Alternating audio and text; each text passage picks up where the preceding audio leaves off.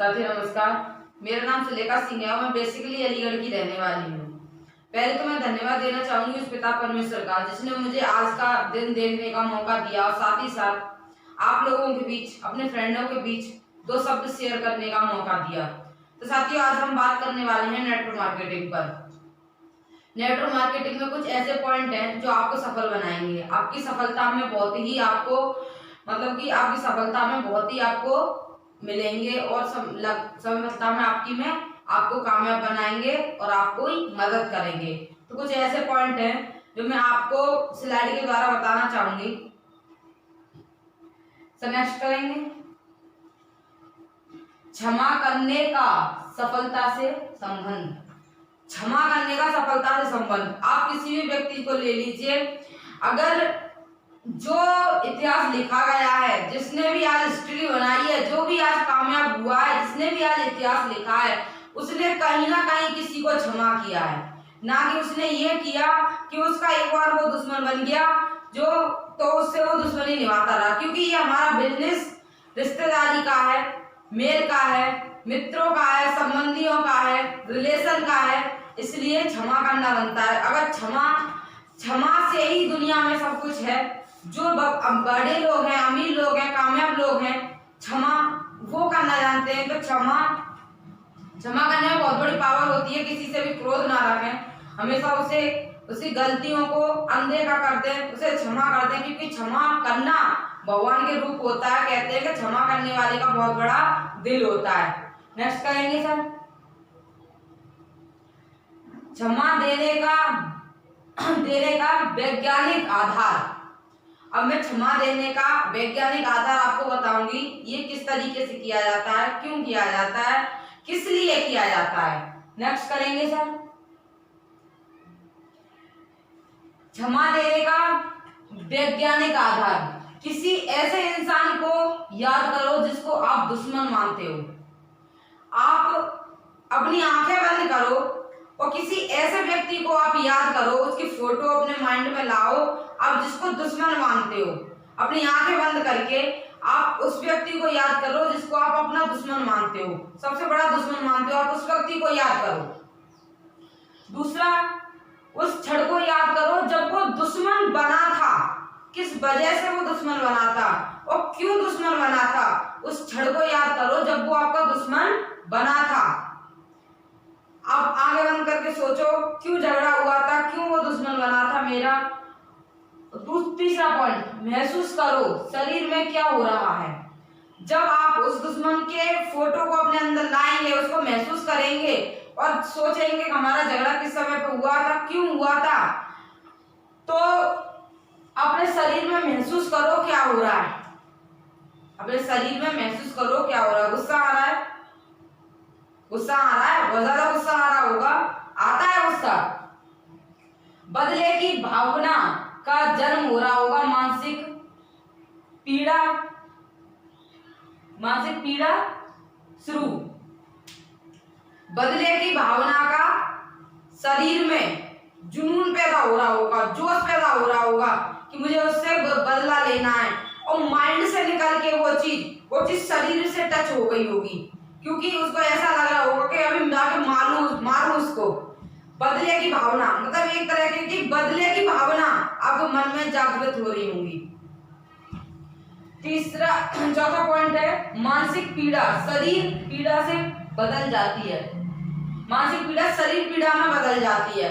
हमारी जो मानसिक पीड़ा थी ना, जिसमें हम जो सोच रहे थे कि हमारा वो दुश्मन था, वो हमारा सबसे बड़ा दुश्मन है, और वो किस कारण दुश्मन बना था, वो मानसिक पीड़ा हमारे शरीर की पीड़ा में बदल जाती है। इतना गुस्सा आता है, इतना जुनून होता है कि इसको मार दो या फिर मर जाओ, लेकिन इससे कुछ नहीं होता। मैं आपको एक बात बता दूं।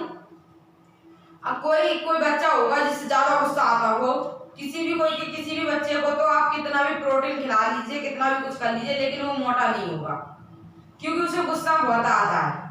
कुछ भी कर लीजिए वो मोटा नहीं होगा, क्योंकि उसे गुस्सा बहुत आता है। और उसमें उसका दोष नहीं, इसमें एक मनोविज्ञान का वायरस है जो उसके अंदर घुसा होता है। डेल्टा उसके अंदर ऐसा घुसा होता है कि वो उसे कभी मोटा ही नहीं होने देता।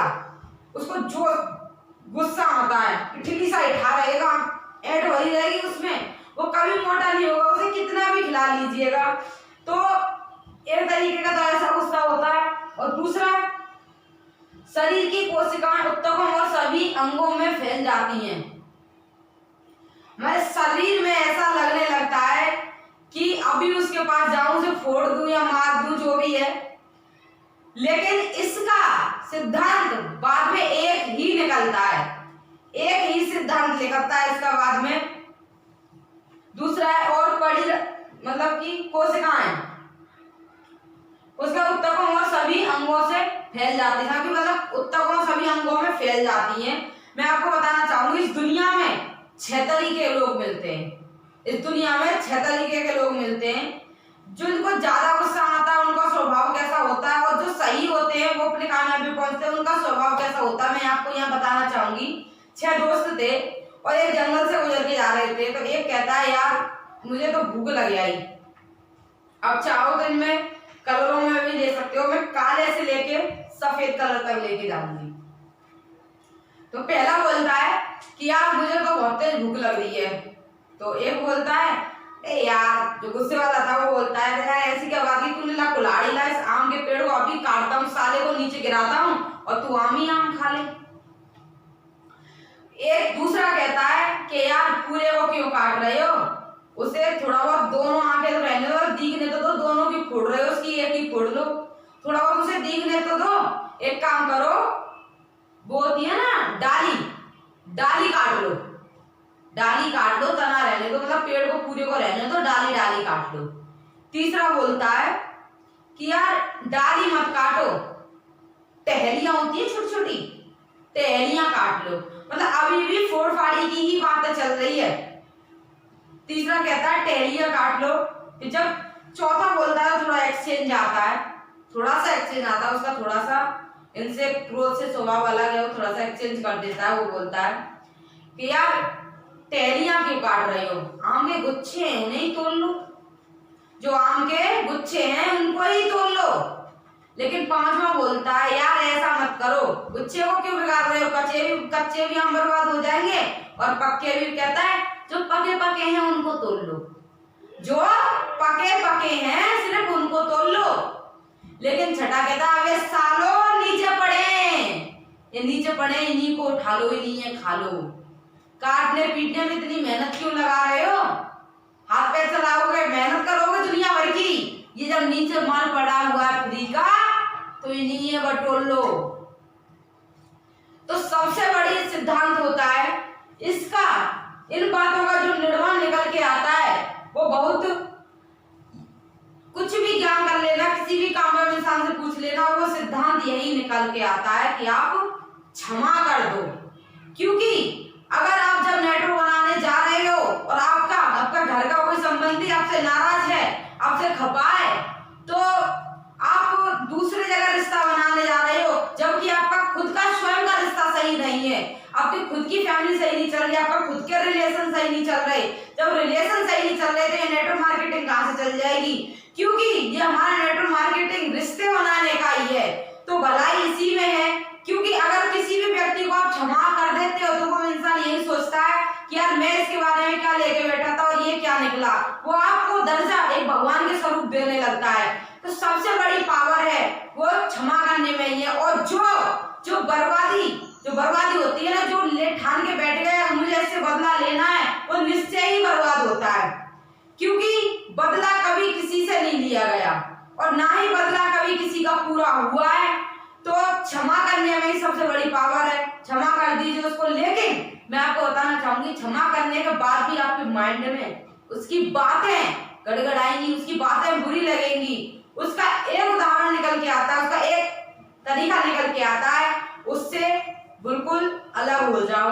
कहते हैं ना तो मेरी तुझसे राग और ना मेरी तुझसे साथ, तो ना मेरी तुझसे दुश्मनी और ना मेरी तुझसे दोस्ती, उससे इस तरीके से अलग हो जाओ, ना मेरी तुझसे दुश्मनी ना मेरी तुझसे दोस्ती। जो बड़ा काम होता है साथियों वो क्षमा करने में ही होता है, क्योंकि वो व्यक्ति अगर आपके साथ आ जाता है, आपका रिलेशन पहले खराब था, दुश्मनी से या किसी से भी, और आपने उसको क्षमा कर दिया तो वो आपके नीचे आ जाता है। तो दुश्मन तो आपका बदला तो वैसे ही पूरा हो गया, क्योंकि वो आपका जिंदगी भर एहसान नहीं भूलेगा।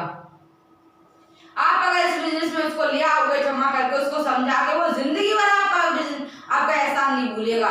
तो इसलिए हमारी क्षमा करने में ही सबसे बड़ी भलाई है, सबसे बड़ी सफलता है। आप लोगों को क्षमा कीजिए और दिल से क्षमा कीजिए, लोगों को दिल से क्षमा कीजिए। आपका नेटवर्क भी बढ़ेगा और आपकी कामयाबी भी आगे चलेगी, आपकी रिकग्निशन भी पॉइंट बाई पॉइंट बढ़ती जाएंगी। तो मैं आपसे इतना ही कहने वाली थी। ये कुछ बातें हैं, इन पे अमल जरूर कीजिएगा। और आपने मुझे इतना पेशेंसफुली सुना, उसके लिए thank you very much. Wish all the best and good amen. Thank you.